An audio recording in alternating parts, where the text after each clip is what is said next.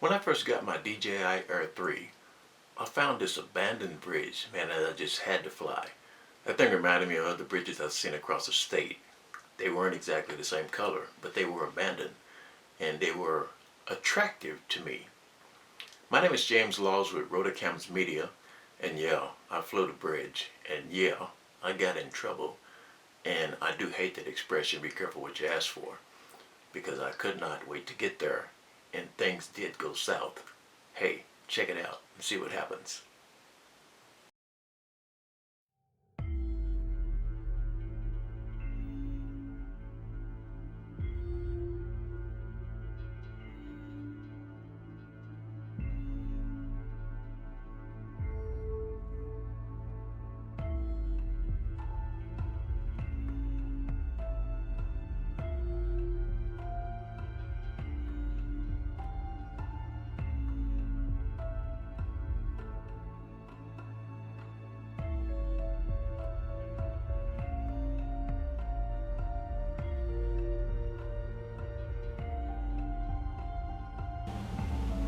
This trip with my DJI Air 3 happened in October of last year, which was 5 months ago, roughly. And as you can see, everything is really green, man. You know, I had some sun action going on.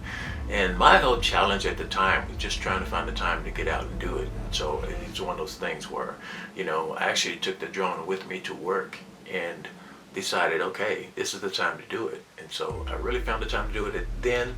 And the next challenge I had was dealing with traffic.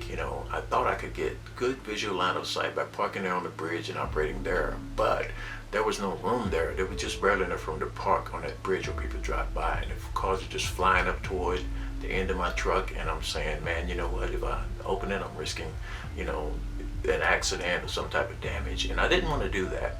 So I went ahead and drove to the south there, did about a third of a mile drive, parked to the south up there, and it just went ahead and flew the drone from that area, took off from the landing pad there, flew over the bridge, and got a good visual of the bridge. But I wanted to come in from the mouth of the bridge, and so as I did that, dropped the drone down to go to the mouth of the bridge.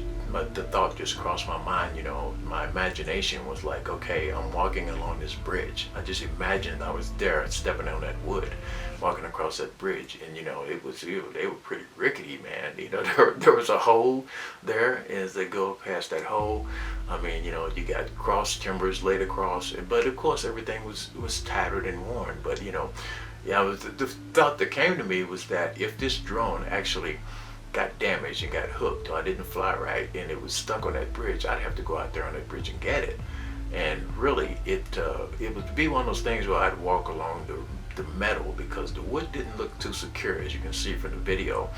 And so I had that thought in my mind when I came out of it, past that shrubbery, which is a bit of a hassle, and just decided, okay, I'm gonna go back through now.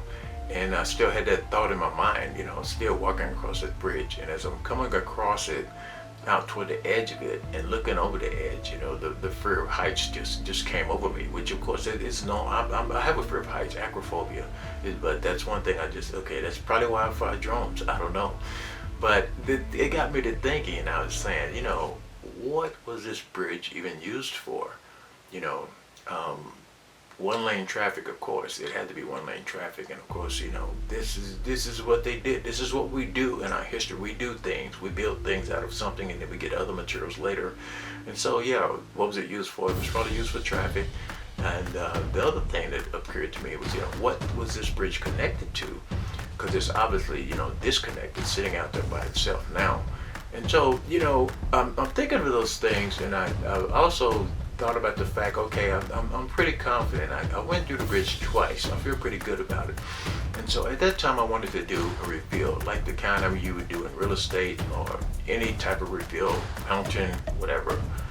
You do a reveal and it looked good, and then all of a sudden, the unforeseen happened. I ran into those wires, and man, I didn't expect it. I wish I didn't have any regrets at the time because I didn't have time for regret. What I had time for was survival. And it was like a pet of mine was trying to survive and I was trying to help it survive with it.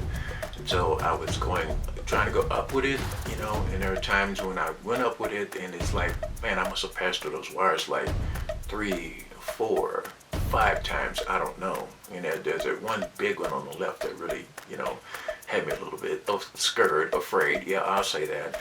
And as it turns out, I kept fighting it, and then all of a sudden I just decided, okay, I'm just going to get in trouble again if I go up again, so I better just drop. And so I allowed the drone to go down to where I could fly a little more to the east and get away from it. And you'll notice, I mean, I'm just looking at that area down there, man. There were some places where there had to be like coyote tracks and deer tracks. And I even noticed that someone walking along there, you know, that was something in the history of things, I guess. And so I got away from it and I let the drone, I made the drone come up high and I just let it rise, just made it rise. And I got pretty high because I guess I got excited about, you know, getting through that whole process, man. I made it. Am I good? Am I good? Am I good? I'm good. So when I decided I was good, I went ahead and let the drone go down to where I could go back through the bridge. So I came back through, and the drone was moving at a pretty good clip. You know, I was excited. Okay, pretty good clip. It wasn't, you know, cinematic, and it wasn't speed. It was just rolling along there. And all of a sudden, I got to the edge where the shrubs were, and you know, I realized I might have had it too high, I might have had it too low, but I eased out of it, got away from those things. And that's when I decided to get outside the bridge and do the return to home.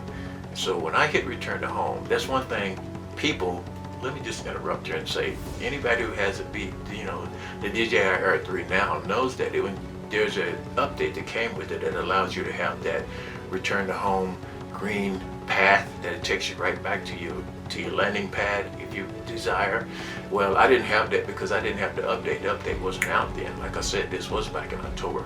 There's also a part of the update that allowed you to see your rotors, and that wasn't out then. So anyway, I didn't have those updates, so that just explained to anybody who has a new drone and wondered what was going on there. So as I was bringing the drone back, I noticed that it was uncooperative, man. It was just like a misbehaving child, misbehaving anything. It just would not cooperate. And I tried to land it on the landing pad. It would not land on the landing pad. And I just kept fighting that thing, and all of a sudden, I finally just got it to settle down anywhere near me. And so it settled down near me. And the one thing I do regret about all this is that I did not get a picture of the rotors at the time.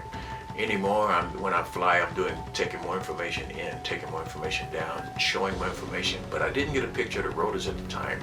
And the drone only has 4 rotors, of course, and 3 of those were damaged. And that's when I realized that, yeah, I was really fortunate and blessed that I didn't have a flyaway. The thing just didn't fly away on me, or worse, didn't fly into traffic or anything.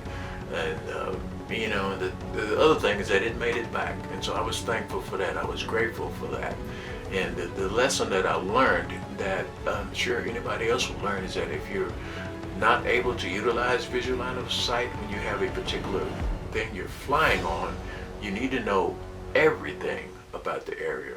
And you know, I knew those wires were there, you know, ahead of time, but I just overlooked them, just didn't pay attention to them when I started doing that reveal. And that's the thing you have to do. You have to know your area, know what precautions you need to take, because you know, once you crash your drone, it is done. You know, sometimes you can repair it, sometimes you can't. And I was fortunate that I didn't have to at the time. So if you want to leave comments, you know, leave the comments, and we'll talk to you later.